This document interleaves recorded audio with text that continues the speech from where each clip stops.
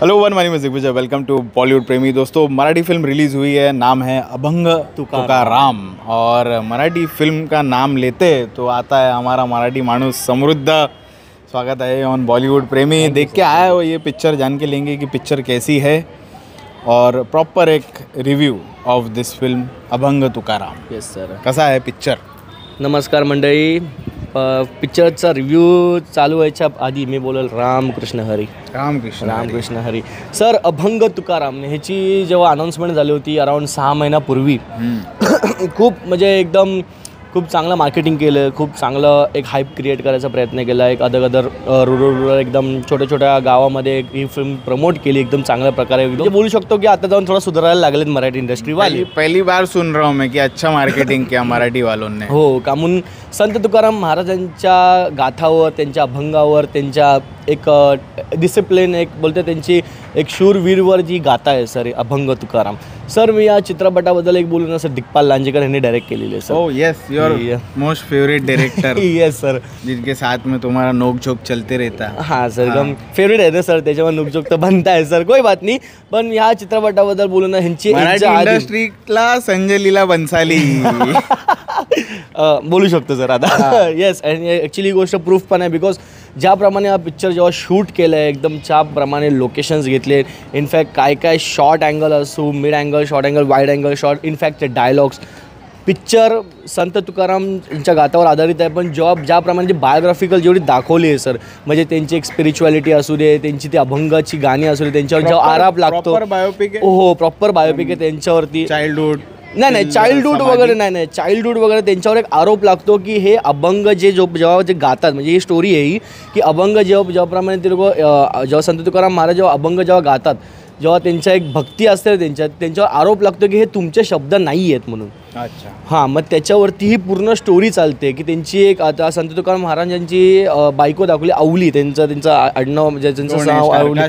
स्टारकास्टमध्ये sir Yogesh Soman आहे, स्मिता शेवाळे आहे, Sameer Dharmadhikari, Mrunal Kulkarni, Ajay Purkar as a negative शेडमध्ये, आणि अभिजित सर पण आहे याच्यात, अजिंक्य राऊत पण आहे. राम कोण बनले? योगेश सोमन, ज्यांना मी CIDमध्ये क्राईम पेट्रोलमध्ये ॲज अ पोलीस इन्स्पेक्टरच्या रोलमध्ये बघितलं होतं. सो मी एवढंच बोलेल की हा जो चित्रपट आहे ना सर, मला पर्सनली सर मला खूप आवडलं सर. खूप आवडलं सर.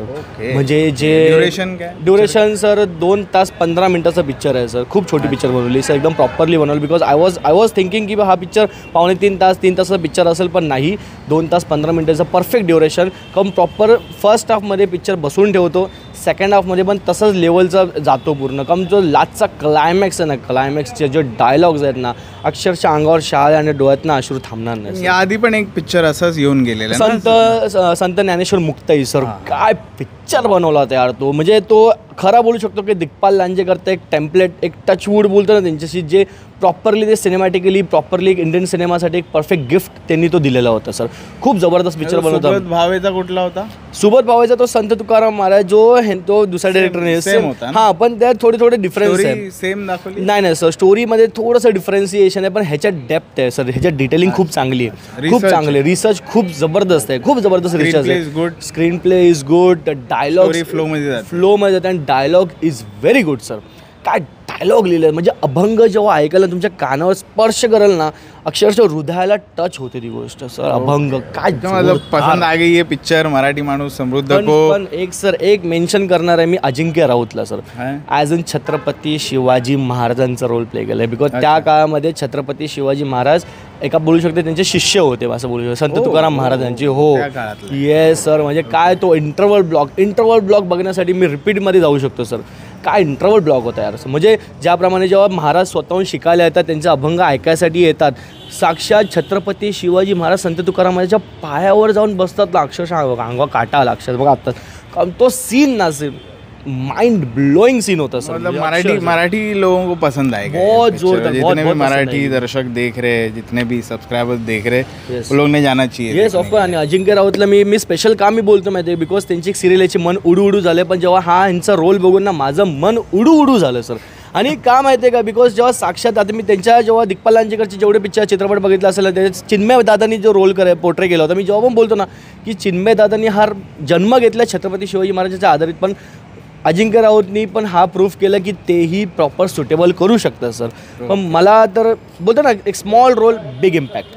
हां, कॅमिओ रोल होता, एक अराउंड हाफ एन आवरचा एक त्यांचा शो होता, पण जेवढं होतं ना खूप जबरदस्त होतं सर. चलो रेटिंग क्या आउट ऑफ 5 फॉर अभंग तुकाराम? येस, अभंग तुकाराम असं म्हणजे ऑफकोर्स संत तुकाराम महाराजांना मी काय रेटिंग माझी तेवढी लायकी नाही, पण मी एक चित्रपटाबद्दल जेवढे हे फिल्मसाठी आणि त्यांच्या एका प्रयत्नासाठी मी 4 स्टार देईल सर. 4 स्टार? हां सर, खूप मस्त, खूप छान, सुपर हिट फिल्म आहे. Super hit. आणि ऑफकोर्स अजय पुरकर पण एकदम जोरदार काम केलं. आणि येस, मी परत एकदा बोलेन, मार्केटिंग या फिल्मची चांगली झाली आहे सर. अदर बाहेरच्या ह्याच्यात मुंबईमध्ये नाही आहे तेवढं, पण बाहेर खूप चांगलं केलं. जसं आळंदीमध्ये, पुण्यामध्ये, इंटिरियर्समध्ये खूप चांगली मार्केटिंग केली. जसं आळंदी असो, सोलापूर असो, कोल्हापूर असो, पुणे साईडला असो, सातारा साईडला असो, खूप चांगली मार्केटिंग केली सर. आणि हा पिक्चर त्या भागात चांगलं चालणार सर. वो बेल्ट में ज़्यादा चल सकती है. येस, आणि ऑफकोर्स वहाँ के लोग ज़्यादा जाएंगे देखने. येस, आणि एक अजून एक मेन्शन करणार सर, VFX. दादानी ऐकलं आमचा शब्द, VFX का छान निघाला सर. हे माझ्यासाठी अनएक्सपेक्टेड होतं. फक्त एक चूक फक्त काढू शकतो मी, की काय लास्टला आहे ना, जेव्हा तुकाराम महाराजांची जी समाधी घेताना दाखवली ते तर मला माहीत नव्हतं की त्याच्यात एक ईगलचं पण एक कॉन्सेप्ट आहे. ते मला काही गोष्टी मला माहीत नाही, ते असू पण शकतं, पण काय लोक थोडं कन्फ्यूज होते की ईगलचा हा प्रकार काय होता, हे मला नाही समजलं सर.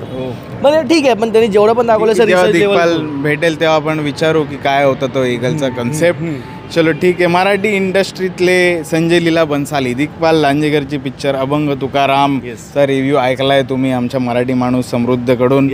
तुम्ही डिसाईड करा पिक्चर बघायचा आहे नाही बघायचा आहे. एक बोलल ना, सर्वांना बोललं की हा पिक्चर जरूर बघा, का म्हणून ह्या याच्यात आपला इतिहास नाही, हे आपलं रियालिटी आहे ही गोष्ट. कारण संत तुकाराम महाराज कोण होते, काय होते, त्यांचे अभंग आज आपण ऐकतो नाही, ते कोणामुळे कशामुळे, यासाठी पण तुम्ही चित्रपट सगळ्यांनी बघा.